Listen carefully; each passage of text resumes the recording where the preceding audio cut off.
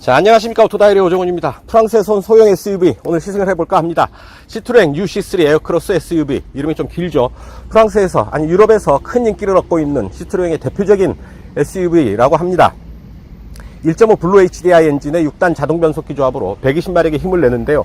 국내에는 3가지 트림으로 판매가 됩니다. 필, 샤인, 샤인 브라운 트림이 있는데요. 판매 가격은 필 트림이 2,925만원, 샤인 트림이 3,153만원, 샤인 브라운, 그러니까 컴바이너 헤드업 디스플레이와 가죽 시트가 더해집니다. 샤인 브라운 트림은 3,252만원에 판매된다고 합니다. 자, 프랑스에서 온 소형 SUV 과연 어떤 느낌을 줄지요. 직접 운전하면서 그 느낌을 여러분들과 함께 공유해 보도록 하죠. 좋아요, 구독하기, 공유하기 누르시면 출발합니다. 여러분 함께 하시죠. 자, 스티어링 휠 한번 보시죠. 어우, 많이 돌아. 왜 이렇게 많이 돌아가? 자, 하나, 둘, 셋, 딱 3회전 하네요. 차 사이즈가 좀 작은 사이즈인데요.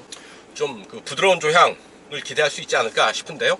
자, 이 차는 내비게이션이 기본 탑재되어 있지 않습니다. 내비게이션을 띄우기 위해서는 스마트폰 미러링을 해야 되는데요. 이 유선으로 USB에 꽂아서요, 스마트폰과 연결을 합니다. 미러 스크린 솔루션 나오죠. 연결을 하면 이렇게 바로 연결이 되는데요. 이렇게 내비게이션을, 스마트폰의 내비게이션을 이용을 해서 띄울 수가 있죠. 카카오 내비가 오는데요. 안드로이드 오토를 통해서 연결이 되는 거죠. 스마트폰의 일부 기능을 이용을 할 수가 있습니다. 전화 걸기, 그리고 오디오, 날씨도 볼 수가 있죠. 고양시 흐림으로 나오네요. 그리고 오디오를 조작할 수가 있고요. 오디오를 들을 수가 있고, 시트로엥으로 돌아가기. 이렇게 해서 오디오와 내비게이션 정도는 스마트폰의 기능을 이용을 해서 연결을 할 수 있다. 안드로이드 오토를 이용을 해서 스마트폰의 내비게이션과 오디오, 전화 걸기 등을 이용을 할 수 있다라는 얘기죠. 물론 안드로이드 오토뿐 아니라 애플 카플레이에도 대응을 합니다. 또한 블루투스 연결을 통해서 오디오를 연동시킬 수도 있죠. 스마트폰이 있다면 굳이 내비게이션에 연연하지 않아도 되겠다. 좀 더 합리적으로 영리하게 상품 구성을 한 게 아닌가 싶습니다. 실내에 들어오면 이런 그 오렌지 컬러가 눈에 들어오죠. 차체 바깥에도 휠캡, 사이드미러, 루프박, 이런 부분에 오렌지 컬러로 액센트를 둬서요, 좀 더 밝고 경쾌한 젊은 그런 느낌을 전해주고 있습니다. 인테리어에도 마찬가지죠. 스티어링 휠, 송풍구, 그리고 시트, 뒷시트에도 오렌지 컬러를 둬서 밝고 경쾌한 그런 디자인으로 완성시키고 있습니다. 자, 대시보드에 이런 그 수납 공간, 약간 층을 둬서 이 수납 공간을 두고 있고요. 그리고 센터 페이시아에는 7인치 모니터, 아주 심플하게 버튼들이 아주 최소화되어 있죠. 쉽고 편하게 직관적으로 조작을 할 수가 있겠습니다. 자, 스타트 버튼, 엔진 스타트 스톱 버튼 바로 옆에 그립 컨트롤이 들어와 있는데요. 이게 바로 시트로엥이 자랑하는 부분이죠. 요즘 현대자동차도 이 부분 많이 쫓아가고 있는 것 같던데요. SUV죠. 하지만 앞바퀴 굴림입니다. 사륜구동이 아닌데요. 하지만 이 그립 컨트롤을 이용을 해서 사륜구동에 준하는 그런 구동력을 확보할 수가 있겠습니다. 어댑티브 드라이브, 모래 모드, 그립 컨트롤인데 어댑티브 드라이브죠. 모래, 진흙, 눈, 정상. 자, 이렇게 주행 모드를 설정을 해서 조금 더 미끄럽고 헛바퀴가 돌기 쉬운 길에서도 앞바퀴만으로도 그립 컨트롤을 이용을 해서 잘 움직일 수 있게 한다라는 얘기입니다. 그립 컨트롤, 결국은 구동바퀴의 그립을 좀 더 확실하게 가져갈 수 있도록 미끄러운 길에서 살짝 어떤 그 슬립도 어느 정도 허용을 하면서 차가 움직일 수 있게, 잘 움직일 수 있게 보조해주는 그런 장비입니다. 미끄럽거나 주행 조건이 안 좋은 곳에서, 미끄러운 길이거나 거친 길, 진흙길, 모래길, 뭐 이런 그 상태가 안 좋은 길에서도 일반 1륜구동차보다는 훨씬 더 잘 움직일 수 있어서 사륜구동차에 준하는 그런 구동력을 기대할 수 있다라는 얘기입니다. 그 옆에 내리막길 주행보조가 있죠. 이 내리막길 주행보조는 언덕길 내리막을 갈 때 이걸 활성화시키면 저속으로 움직일 수가 있게 됩니다. 이른바 저속 크루즈 기능이라고 이해하면 될 텐데요. 낮게는 시속 3km까지도 컨트롤이 됩니다. 자, 그 밑에 보면 뭐 이렇다 할 건 없는데 우선 스마트폰 무선 충전 장치가 들어와 있어요. 갤럭시 노트 8은 핸드폰이 좀 커서 안드로이드 오토를 이용을 하기 위해서 이거를 연결을 해서 놓으면 다 정확하게 딱 자리를 잡지를 못합니다. 좀 뜨는 그런 느낌이 있는데요. 좀 작은 스마트폰이라면 큰 문제는 없지 않을까 싶습니다. 그 안쪽에 드라이빙 변속 레버, 기어 포지셔닝 램프가 들어와 있죠. 변속 레버는 아래쪽에 있는데 기어 포지션 램프는 앞쪽에 있어서 좀 뭔가 서로 이산가족의 느낌, 떨어지는 느낌 주고 있죠. 그 옆에 스포츠 버튼, 스포츠 모드 버튼이 있습니다. 물론 변속 레버는 왼쪽으로 밀면 수동 변속이 가능하고요. 변속기는 6단 자동 변속기가 되겠습니다. 변속 레버 뒤에 사이드 브레이크, 아주 손에 딱 쥐면 딱 들어오게 사이드 브레이크를 좀 더 멋있게 디자인해서 배치를 했네요. 스티어링 휠 아래 보면 크루즈 컨트롤 조절 버튼이 있습니다. 스피드 리미터가 있고요. 크루즈 컨트롤이 있습니다. 크루즈 컨트롤은 어댑티브 크루즈 컨트롤이 아니죠. 그냥 정해진 속도로 달리는 정도의 기능을 수행하는 단순한 형태의 크루즈 컨트롤입니다. 보면 또 오른쪽 아래 LDPS, LDWS 레인 디파처 워닝 시스템, 차선 이탈 경보 시스템이죠. 이 부분을 끌 수도 있습니다. 차선 이탈 경보 장치와 크루즈 컨트롤 시스템으로 구성되어 있다라는 얘기인데요. 시트로행은 이 차에 모두 14개의 주행보조 시스템이 적용되어 있다고 합니다. 한번 볼까요? 14개 어떤 것들이 있는지. 자, 그립 컨트롤과 내리막길 주행보조 시스템 맞죠? 키리스 엔트리 앤 스타트, 컴바이너 타입의 헤드업 디스플레이, 액티브 세이프티 브레이크, 차선 이탈 경보, 액티브 세이프티 브레이크, 긴급 제동 시스템이죠. 차선 이탈 경고, 사각지대 모니터링, 크루즈 컨트롤과 속도 제한, 제한 속도 인지 권고, 운전자 주의 경고, 경사로 출발 보조, 주차 보조, 전후방 센서 및 후방 카메라, 오토 하이빔, 코너링 안개 등이 있는데요. 자, 후진할 때 이렇게 뒷부분 카메라로 보여주고요. 뷰의 모드를 이렇게 리어 줌뷰, 기본 뷰, 그리고 180도 뷰, 리어 사이드 뷰, 양옆에까지 볼 수가 있네요. 오토 모드. 자, 이렇게 해서 차의 양옆과 뒤를 카메라를 통해서 확인을 할 수가 있습니다. 자, 이렇게 14가지의 주행보조 시스템을 적용을 하고 있다고는 하지만 운전자가 직접적으로 체감할 수 있는 부분은 좀 약합니다. 가장 대표적인 게 어댑티브 크루즈 컨트롤과 조향 보조 시스템인데요. 차간 거리를 스스로 조절하고 조향에 개입하는 그런 부분이 있어야 운전자가 뭔가 이 차가 직접 운전에 개입을 하는구나 라는 걸 직접적으로 체감할 수가 있는데, 그런 부분은 빠져 있어서 운전자가 직접 체감하기에는 좀 부족하지 않은가 싶습니다. 결국 가장 중요한 기능들은 빠져 있다 라는 얘기죠. 그리고 계기판은 이렇게 체크를 하면 타이어 압력 오케이,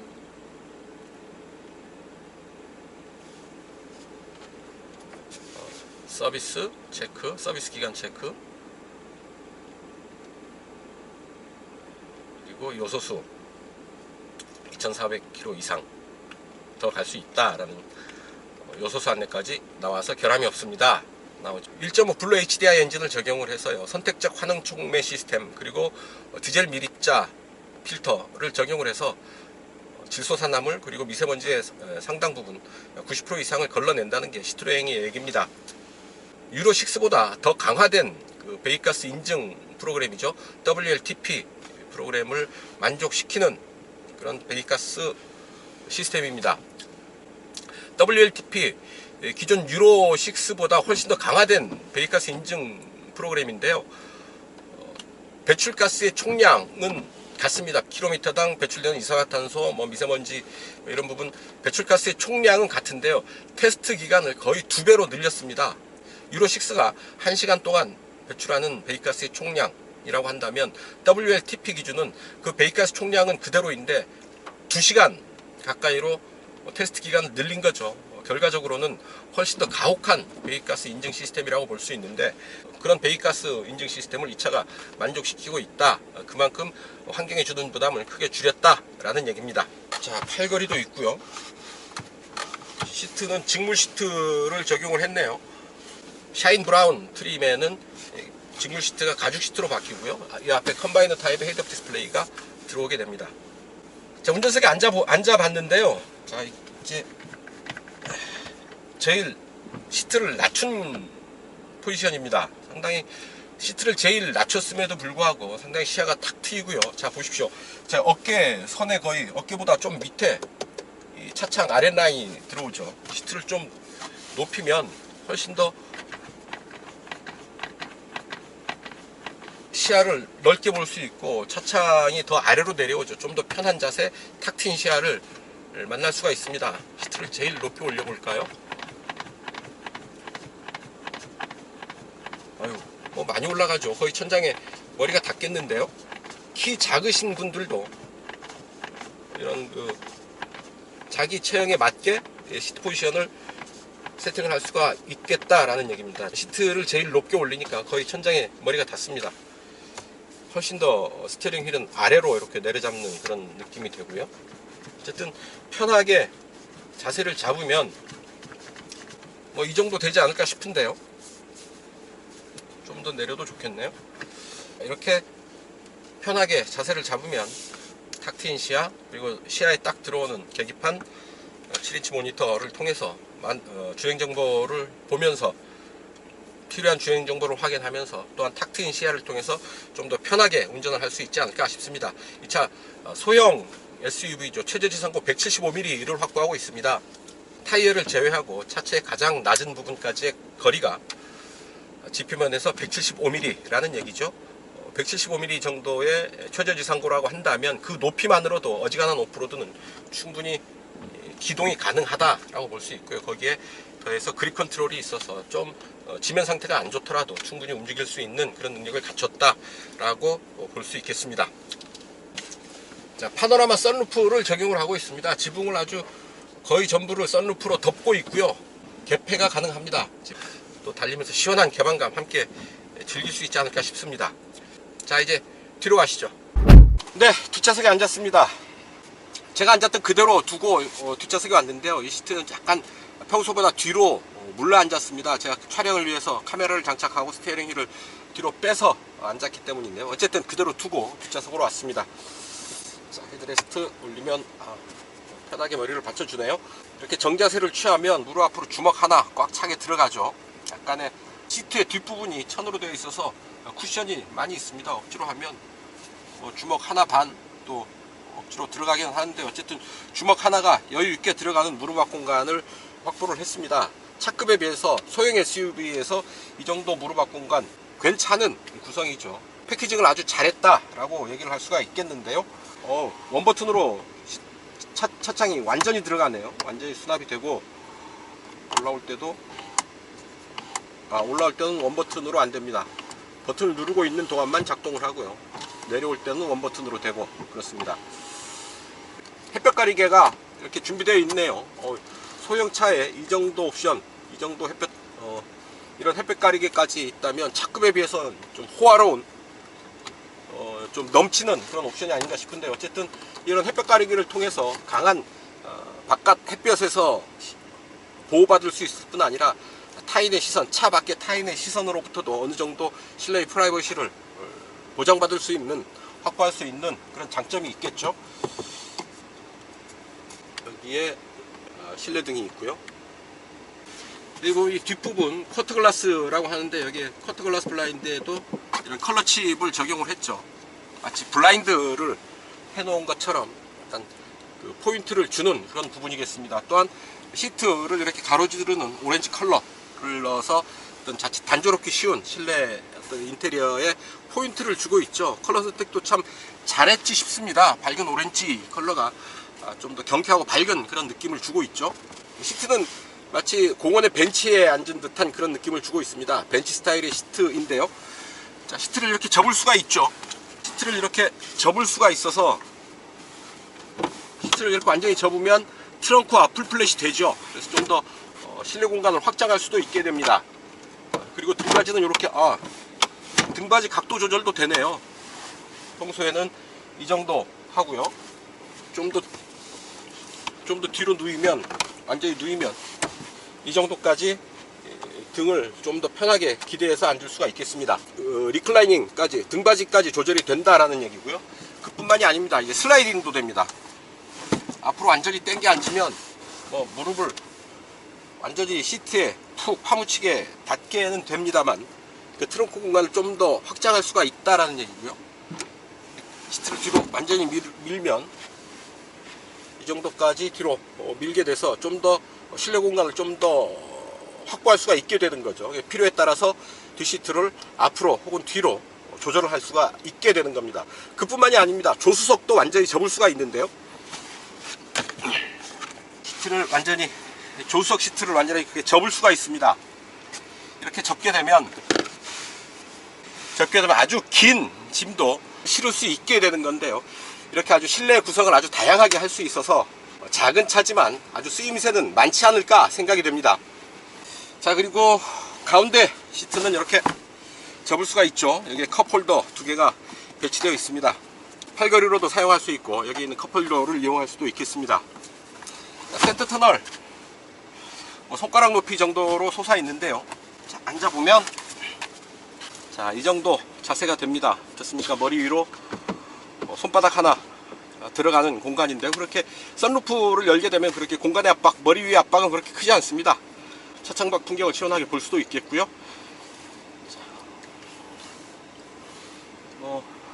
센터 터널이 올라와 있다고는 하지만 그렇게 불편하지 않게 앉을 수 있습니다. 하지만 뒷좌석 중에서 이 차 실내에서는 제일 불편한 자리가 이 뒷좌석 가운데 자리가 되겠죠. 뒷좌석을 위한 이렇다 할 편의 장비 보이지 않습니다. 열선 시트도 없고요. 그리고 12V 전원구 하나가 있는 게 전부입니다. USB 포트도 없고 뒷좌석을 위한 공조 장치도 없습니다. 그렇다고 본다면 이 뒷좌석 햇볕 가리개가 있는 것이 상당한 호화 사치품처럼 보입니다. 이렇다 할 편의 장비가 없는 가운데 햇볕 가리개를 적용했다라는 얘기죠. 자, 뒷좌석 이 정도 살펴보시고요. 이제 본격적인 시승 시작하겠습니다. 운전석으로 가시죠. 출발합니다. 자, 비가 살짝 내리고 있습니다. 간만에 우중 시승인데요. 제대로 끝낼 수 있을지 모르겠습니다. 일단 출발합니다. 앞에 맥퍼슨 스트럿, 뒤에 토션빔 방식의 서스펜션을 적용을 하고 있죠. 뒷차축이 일체형입니다.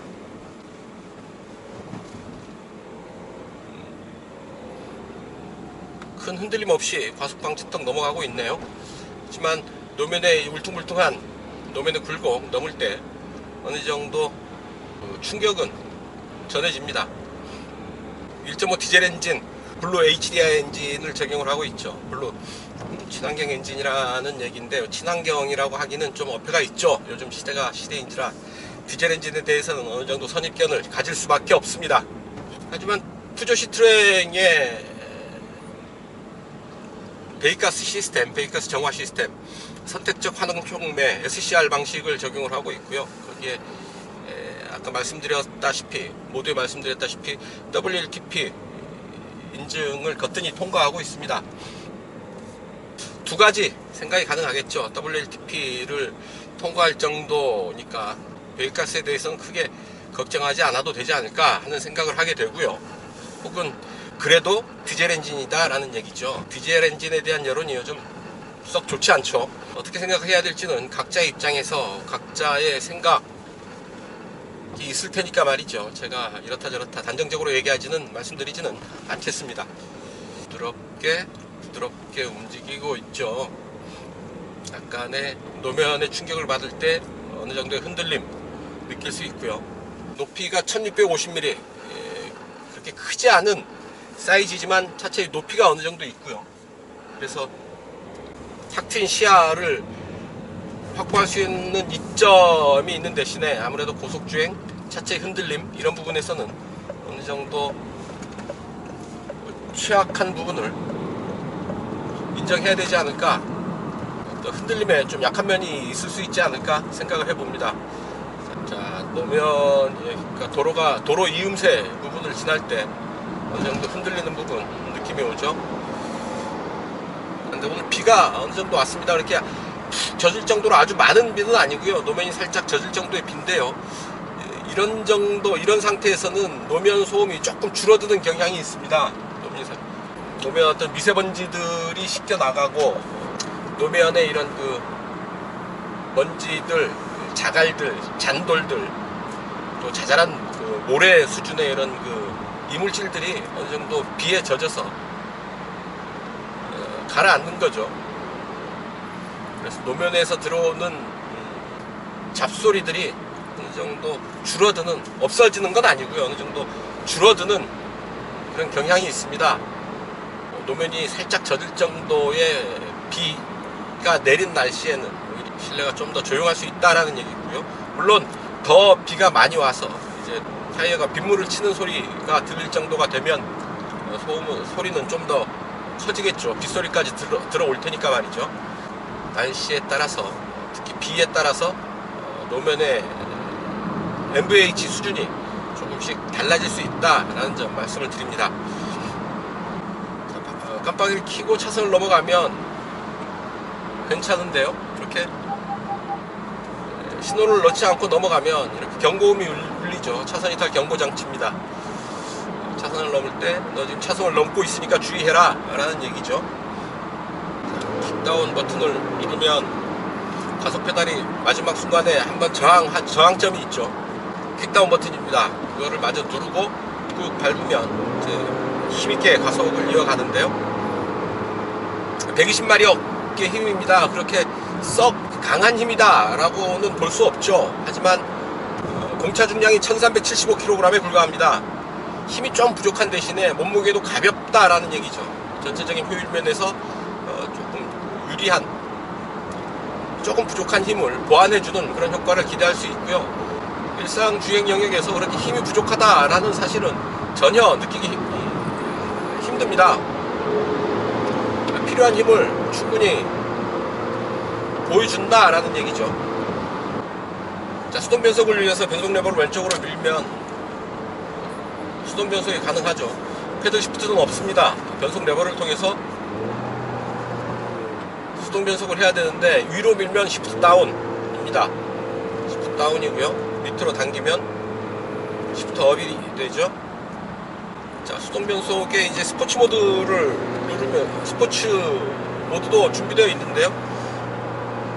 자, 센터페이시의 제일 아랫부분에 이 스포츠 버튼이 있습니다. 그래서 몸을 살짝 숙여야 되는 그런 부분이 있고요. 또한 변속 레버 주변에 있는 게 아니라 변속 레버와 분리돼서 변속기 스포츠 모드를 활용해야 되니까 불편합니다.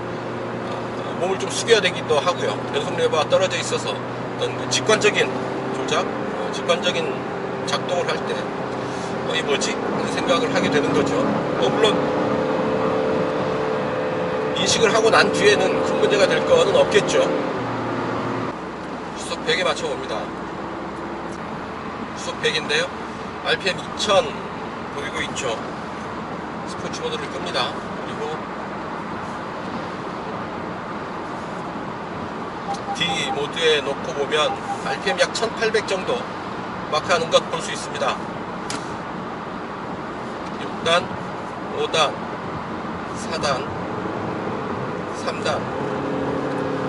3단 4100 정도까지 올라가네요. RPM이 3, 4, 5, 6단에서 시속 100을 커버한다 라는 얘기죠.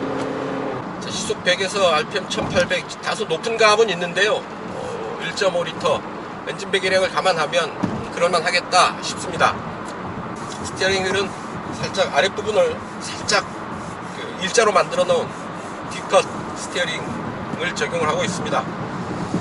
조향을 크게 할 때 밋밋한 원형 스티어링 휠보다 살짝 D컷으로 만들어 놔서 조향할 때 약간 조향의 변화 혹은 다이나믹한 느낌을 주는데 유리하죠. 시속 8, 90, 100km 정도의 구간에서 편안하게 달리고 있는데요. 실생활에서 움직이는데 크게 불편함이 없지 않을까, 상당히 편하게 움직일 수 있지 않을까 하는 생각을 해봅니다. 자체 상당히 편안하고요. 특히 앉은 자세가 편해서 세단과는 또 다른 그런 편안함이 있습니다. 편하게 앉는 자세 그 자체가 주는 편안함인 거죠. 그리고 차체가 높아서 시야를 멀리 확보할 수가 있고요. 탁 트인 시야를 즐기면서 운전을 할 수가 있고, 무엇보다 선루프가 아주 대형 파노라믹 선루프를 적용을 해서 차창밖 풍경을 감상하기에 특히 뒷좌석 승객들도 참 좋아하는 부분이 되지 않을까 싶습니다. 지금 노면이 그렇게 썩 좋지 않은 길을 가고 있는데 와글와글 소리가 들리죠. 이제 새로 포장한 길입니다. 와글거리는 소리가 이제 어느 정도 사라지고요.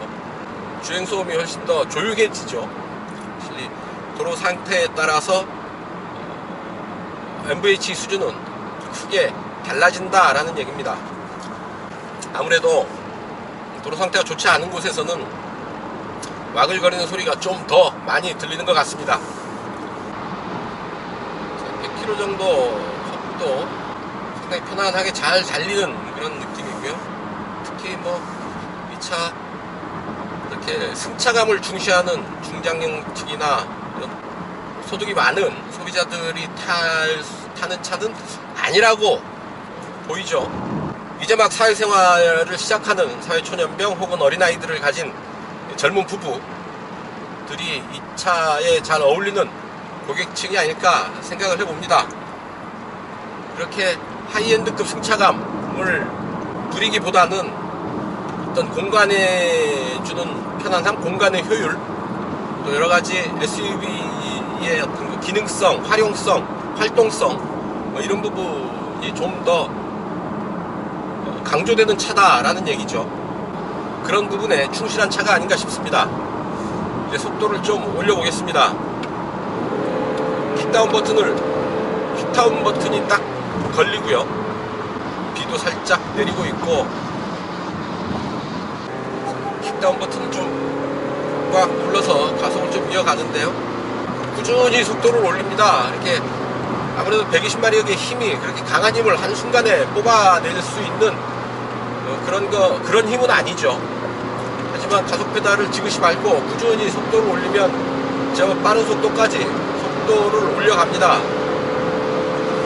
거의 체감 속도와 실제 속도가 매치가 된다, 비슷하다라는 느낌이 들고요. 그래도 노면 상태가 좋아서 그런지 고속 주행에서도 차체의 흔들림은 그렇게 크게 느껴지지 않습니다. 바람 소리가 어느 정도 들리고요. 속도가 빨라지면 엔진 소리와 바람 소리가 적당히 섞입니다. 에이다스 시스템, 이렇다 할 크루즈 컨트롤과 차선 이탈 경고 장치 정도가 있어서요. 스티어링 휠에서 손을 놓아서는 안 되죠. 차가 조향에 개입하는 일은 없습니다. 차선을 넘을 때 경고를 해주는 정도고요. 정해진 속도로 달려가는 그런 정도에 불과하죠. 아주 기본적인 주행 보조 시스템이다 라고 보면 되겠습니다. 속도가 빨라지면서 바람 소리가, 차창에 부딪히는 바람 소리 정도가 좀 더 커질 뿐이고요. 의외로 어떤 그 차체의 흔들림은 생각보다 그렇게 크지 않습니다. 빨리 달리는 중에도 그러니까 차체가 흔들림이 덜해서 상당히 안정감이 있다라는 느낌이 듭니다. 차체 높이가 있고 리어 서스펜션에 토션빔, 일체형 서스펜션을 적용한 구조로 미루어 보면 아무래도 충격이나 고속 주행에서 조금 불안한 면이 있을 수 있지 않을까 하는 생각을 해봤는데요. 기우였습니다. 크게 흔들리는 부분은 느끼기가 어렵습니다. 차체의 구조 형식에 비해서 상당히 완성도가 높게 모든 부분이 세팅되어 있지 않나 싶은데요. 스포츠 모드를 한번 택해보죠. 얘는 조금 더 크게 반응하는 것 같고요. 좀 더 텐션이 있게 반응하는 그런 느낌이고요. 엔진 소리가 조금 더 올라오네요. 잘 달립니다. 자, 소형 SUV 타고 이 정도 속도로 달리면서 이 정도의 어떤 안정된 반응을 만날 수 있다라고 한다면 크게 더 이상 욕심낼 거는 없지 않을까 하는 생각을 해봅니다. 이 차 타고 스포츠카처럼 고속 질주를 하고 와인딩 코스를 힘차게 돌아 나가고 급제동을 하고 이렇게 달리던 차는 아니죠. 실생활 영역에서 좀 더 편하고 기능적으로 움직일 수 있고, 또한 어느 정도의 오프로드까지 편하게 움직일 수 있다고 한다면 차에 주어진 책임은 완수하는 게 아닌가 싶고요. 그런 면에서 상당히 어떤 그 차의 목적에 맞게, 차가 지향하는 바에 맞게 모든 부분이 잘 조화롭게 세팅된 것이 아닌가 하는 생각을 하게 되네요. 그냥 냅다 달리는 그런 식의 주행은 이 차에는 어울리지 않는다라는 점 말씀을 드립니다. 또 하나, 이 변속기의 완성도, 변속기가 상당히 마음에 드는데요. 쭉 가속을 할 때 변속 반응이 그렇게 거칠지 않습니다.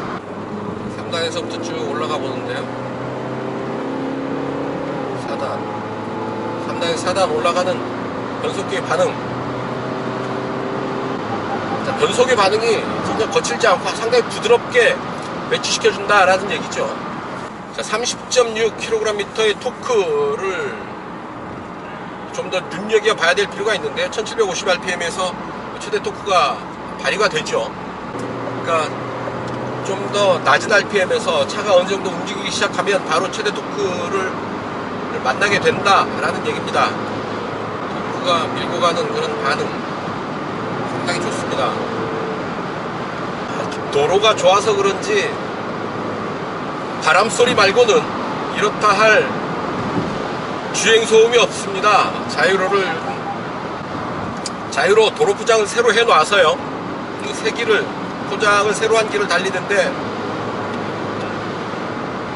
이렇다 할 노면 잡소리는 들리지 않고요. 바람 소리만이 유일하게 귀에 들립니다.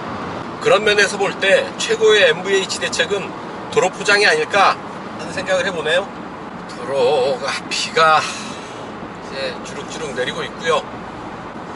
제 디자인이 상당히 예쁘죠. 아기자기하고 좀 톡톡 튀는 그런 맛이 있죠. 모두 보디컬러가 모두 8가지 보디컬러를 준비를 하고 있고요. 3가지 컬러팩이 있습니다. 하나의 색상으로 단조롭게 마무리를 하는 것이 아니고 이렇게 보디컬러 곳곳에, 보디 곳곳에 그런 컬러로 포인트를 줘서요, 좀 더 경쾌하고 발랄한 젊은 느낌을 주고 있고, 그게 억지스럽지 않네요. 상당히 자연스럽게 그런 그 컬러 포인트를 주고 있습니다. 색조 화장을 아주 예쁘게 한 젊은 여자의 얼굴을 보는 그런 느낌입니다. 잘 어울려요. 예쁘고. 제동 한번 해보겠습니다. 자, 하나, 둘, 셋. 앞에 어느 정도 숙여지죠. 하지만 속도를 잘 제어를 하고 있고요. 비상등도 함께 작동을 하죠. 그래도 앞이 많이 숙여지는 것 같진 않아요. 속도를 잘 제어하면서 강하게 거는 브레이킹을 잘 받아내고 있습니다. 속도를 좀 올리고 코너를 해보도록 하겠습니다. 노면이 어느 정도 젖어 있어서요, 그렇게 무리하지는 않을 테고요. 자이로의 마지막 판문점으로 돌아가는 코너를 시도를 해봅니다. 자, 속도를 올렸고 제동 턴. 자, 잘 돌아갑니다. 약간 차체 높이가 있어서 약간 숙여지는 느낌은 있죠. 몸이 좀 기울어지고요. 기울어질 때 시트가 좀 더 받쳐주면 좋겠는데, 시트가 몸을 완전히 받쳐주지는 못하는 그런 느낌이네요. 몸이 좀 시트 바깥으로 나가는 그런 느낌입니다. 좀 차체 높이가 있어서 많이 기울어진다 싶고요. 역시 그렇게 강한 코너링이 이 차에는 어울리지는 않습니다. 좀 편안하게 코너를 돌아 나가는 것을 권해드리고요. 타이트한 코너를 한번 돌아 나가 보죠. 차체가 높고요, 사륜구동이 아니어서 어떤 반응을 보일지 좀 걱정스럽기는 한데요. 좀 돌아봅니다. 노면이 미끄러워서 좀 과하게는 안 하고요. 살살살살 돌아 나가 보는데 역시 차체가 살짝 기우는 그런 느낌은 있죠. 노면이 젖어 있어서 그립이 살짝 약해지는 그런 느낌은 있고요. 하지만 균형을 잃지 않고, 그립을 잃지 않고 잘 유지하면서 코너를 돌아 나왔습니다. 속도는 많이 줄였다는 것 말씀을 드립니다. 강한 코너링이 이 차에는 맞지 않거니와 지금 노면도 젖어 있고요. 비도 내리고 있어서 무리한 주행은 하지 않도록 하겠습니다. 마치 프랑스 사람을 보는 것 같네요. 프랑스 사람들이 덩치가 작습니다. 그래서 그런지요, 이 차 뉴 C3 에어크로스 SUV 컴팩트 SUV에 여기저기 요모조모 좀 예쁘게 꾸며놓은 모습이, 디자인이 색조 화장을 예쁘게 한 프랑스 여인을 닮았다 싶습니다. 디자인이 예쁘죠. 비례가 무너지기 쉬운 컴팩트 SUV인데 아기자기한 디자인 그리고 컬러 포인트를 줘서 그런 부분을 잘 보완하고 있습니다. 예쁘게 잘 만들었고요. 실내의 구성, 실내 공간의 구성 뭐 이런 부분은 프랑스의 합리적인 사고방식이 만들어낸 실내 공간이다 싶습니다. 여러가지 일단 차급 대비 비교적 넓은 공간으로 패키징을 했고요. 또한 실내 구성도 여러가지로 변화를 줄 수 있고 변형을 줄 수 있어서 필요에 따라서 그 용도를 좀 더 확장해서 사용할 수도 있겠습니다. 트렁크 구성도 그렇고요. 전체적으로 성능에 크게 구애받지 않고 성능에 욕심내지 않고 알차게 실내 구성을 했고 예쁘게 디자인을 완성한, 그래서 프랑스의 감성을 잘 담은 컴팩트 SUV이다 싶습니다. 단도직입입니다. 컵홀더가 도어 포켓에 있습니다. 그래서 이용하기가 불편합니다. 커피라도 넣어놓고 마실라고 한다면 이렇게 손이 자꾸 왔다 갔다 해야 되는데요. 몸이 자꾸 움직여야 되고 편하게 이용하기가 어렵습니다. 아무래도 불편합니다. 가만히 놔두는 용도면 모르겠지만 이렇게 이제 음료를 마시기 위해서 음료컵을 수납할 때는 자꾸 왔다 갔다 해야 되기 때문에 아무래도 사용하기 불편하다라는 얘기고요. 그래서 이 가운데 부분에 손이 닿기 편한 부분에 컵홀더가 있어야 되지 않을까 하는 생각을 해봅니다. 그러고 보니까 이 차폭이 좁죠. 1765mm로 차폭이 상당히 좁은 편입니다. 그러다 보니까 이쪽 변속 레버 주변에 이렇다 할 장치들, 스위치들을 싹 빼버린 듯한 느낌을 받는데요. 변속 레버의 위치를 알려주는 포지셔닝 램프도 앞쪽으로 이격시켜 놨습니다. 변속 레버와 이격을 시켜 놓은 거죠. 센터페시아 하단부로 갖다 배치를 시켰습니다. 덕분에 S 스포츠 모드 버튼도 거기 있는데요. 버튼을 누르기 위해서는 역시 편한 자세로는 눌러지지가 않습니다. 몸이 왔다 갔다 해야 된다라는 얘기, 몸을 숙여서 버튼을 눌러야 된다라는 얘기인데 아무래도 사용하기가 불편하죠. 변속 레버 주변의 디자인은 운전자의 사용 편의성을 고려를 해서 좀 더 편리하게 다시 이 디자인하는 게 어떨까 싶습니다. 가고요. 스포츠 모드에 갑니다. 출발합니다. 하나, 둘, 셋.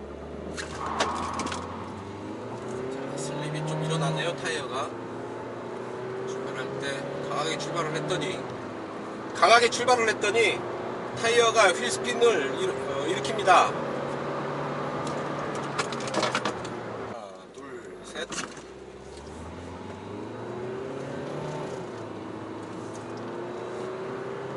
자, 120마력 힘이 그렇게 충분하지는 않죠. 꾸준히 가속을 이어가는 그런 반응이죠. 가속의 느낌이 그렇게 힘차지 않습니다. 꾸준히 힘을 끌어 모아서 달리는, 부지런히 가속하는 그런 반응이네요. 네, 지금 비가 내리고 있습니다. 자, 다행히 주요 시승은 다 끝냈고요. 이제 연비 테스트만 남아 있습니다. 이곳 파주 헤이리에서 서울 교대역까지 약 55km 달려가면서 연비 테스트 해보기로 하죠.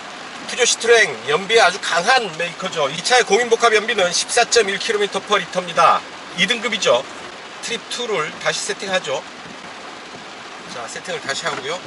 에어컨은 1단으로 틀겠습니다. 1단으로 하고요. 에어컨 온도는 22.5도, 23도 하죠. 아, 차가 멈추니까 시동이 딱 꺼졌죠. 오토스탑 정확하게 작동을 합니다. 아유, 우리가 제법 옵니다. 네, 이제 행주대교 북단까지 달려왔습니다. 시속 59km였고요. 약 27km를 달려왔으니까 거의 절반을 달려온 셈이죠. 연비 27.0km/L 기록을 하고 있습니다. 리터당 27km를 보이는데요. 공인복합 연비 14.1보다 무려 13km 가까이 더 좋은 연비를 보여주고 있죠. 28이 되면 더블입니다. 실 연비 보면서 상당히 놀랍다 싶은 생각이 드는데요. 이제 행진에게 지나서 올림픽대로로 건너가겠습니다. 네, 올림픽대로 따라서 달려왔고요. 이제 주교차로 진출로를 눈앞에 두고 있습니다. 끝까지 달려온 연비 리터당 26.3km 기록하고 있네요. 중간에 가양대교 부근에서 정체가 잠깐 있었고요. 나머지 구간에서는 대체로 순조롭게 순항하면서 달려올 수 있었습니다. 연비 26.3 상당히 만족스러운 수준인데요. 27km까지 높아졌다가 체중 구간에서 좀 떨어지고 다시 달려오면서 회복하고 지금 26.3을 기록하고 있습니다. 이제 시내에 들어가면 아무래도 가다서다 그리고 교통신호 정지 뭐 이런 부분들이 있어서 연비는 이보다는 더 좋아지기는 힘들 듯 한데요. 어쨌든 지금 공인복합 연비 14.1보다는 10km 이상 훨씬 더 좋은 연비를 보여주고 있는 거죠. 자, 비 내린 오후 도심의 교통정체를 뚫고 목적지를 향해 가고 있습니다. 아이고야, 24.3으로 한 단계 또 떨어졌네요. 뭐 연비는 마지막 순간에 와서 도심 교통체증 구간에서 다 까먹고 있습니다. 자, 더는 물러설 수 없습니다. 23.8보다 더 뒤로 물러서기는 좀 억울하죠. 27까지 갔었는데요.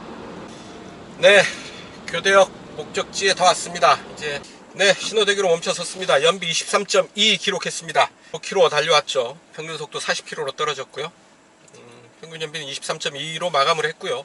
결국 이 차의 공인복합 연비 14.1이죠. 거기에 비하면 약 9.8km 정도 더 나오는 연비죠. 파주에서 서울 교대역까지 달려온 주행 연비 23.2 기록했다는 점 말씀드리면서 연비 테스트 여기서 정리하겠습니다. 네, 지금까지 시트로엔 UC3 에어크로스 SUV 시승을 했습니다. 딱 프랑스 차다 싶습니다. 마치 프랑스 사람을 보는 듯한데요. 프랑스 사람들이 그렇게 덩치가 크지가 않죠. 유럽에서는 덩치가 작은 편에 속하는 게 프랑스 사람들입니다. 그런 프랑스 사람들을 보는 것처럼 크지 않은 덩치, 작고 컴팩트한 사이즈의 어떤 그 소형 SUV로서 깜찍한 디자인을 구현해내고 있죠. 밝고 경쾌하고 이런 컬러 포인트를 주면서 마치 액세서리를 잘 활용하는 멋쟁이 프랑스 사람을 보는 그런 느낌을 받았습니다. 차급 대비 넓은 실내 공간 이런 부분들은 어떤 그 프랑스의 합리적인 사고방식이 만들어낸 부분이 아닌가 싶은데요. 차 크기에 비해서 실내 공간을 저 넓게 갖고 있고 또한 시트들이 편안합니다. 그리고 실내 구성을 다양하게 연출할 수 있는 이런 부분들, 트렁크의 높낮이를 달리할 수 있는 이런 구성들, 구석구석 디테일에서 어떤 프랑스의 감성이 담겨져 있지 않은가 싶고요. 성능에 크게 욕심을 내지 않는 프랑스의 합리적인 사고방식이 이 안에 담겨 있다 싶습니다. 네, 오늘 시승은 여기까지입니다. 지금까지 저는 오토다이어리 오종훈이었습니다. 감사합니다.